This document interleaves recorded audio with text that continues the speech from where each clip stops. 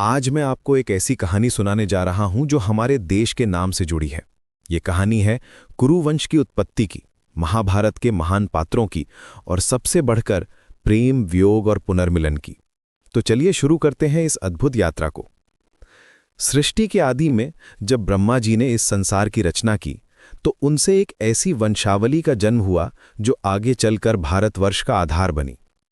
ब्रह्मा जी से अत्रि ऋषि, अत्रि से चंद्रमा, चंद्रमा से बुध, बुध से पुरूरवा, पुरूरवा से आयु, आयु से नहुष, नहुष से ययाति, ययाति से पुरु, पुरु से भरत और भरत से कुरु का जन्म हुआ।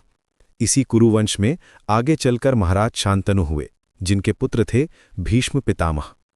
भीष्म का चरित्र अपने आप में एक महाकाव्य है।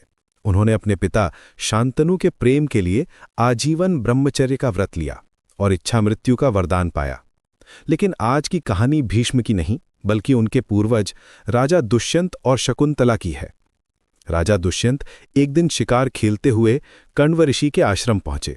वहां उन्होंने देखा एक अत्यंत सुंदर कन्या को जो फूलों को पानी दे रही थी। उसकी सुंदरता देखकर दुष्यंत का मन मोहित हो गया। जब उन्होंने पूछा कि कण्व ऋषि कहाँ हैं, तो उस कन्या ने कहा, हे राजन, महर्षि तो तीर्थ यात्रा पर गए हैं, किंतु आपका इस आश्रम में स्वागत है। दुष्यंत ने पूछा, सुंदरी, तुम्हारा नाम क्या है?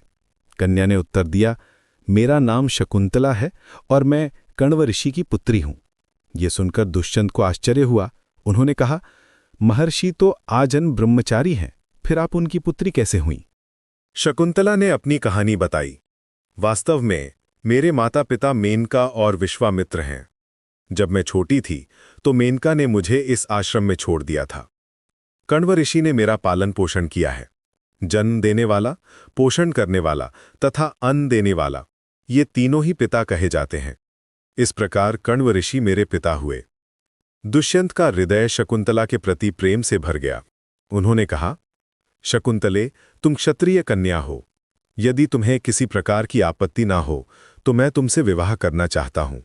शकुंतला भी दुष्यंत से प्रेम करने लगी थी। दोनों ने गंधर्व विवाह किया।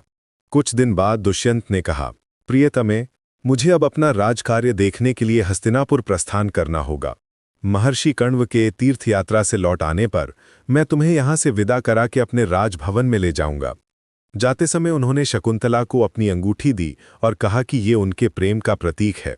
दुष्यंत के जाने के बाद शकुंतला हमेशा उनके ख्यालों में खोई रहती थी। एक दिन दुर्वासा ऋषि आश्रम में आए। शकुंतला दुष्यंत के प्रेम में इतनी मग्न थी कि उसने दुर्वासा ऋषि का स्वागत नहीं किया।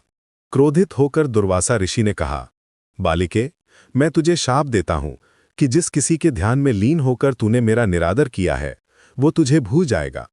शकुंतला घबराकर दुर्वासा ऋषि के चरणों में गिर पड़ी। तब दुर्वासा ऋषि का हृदय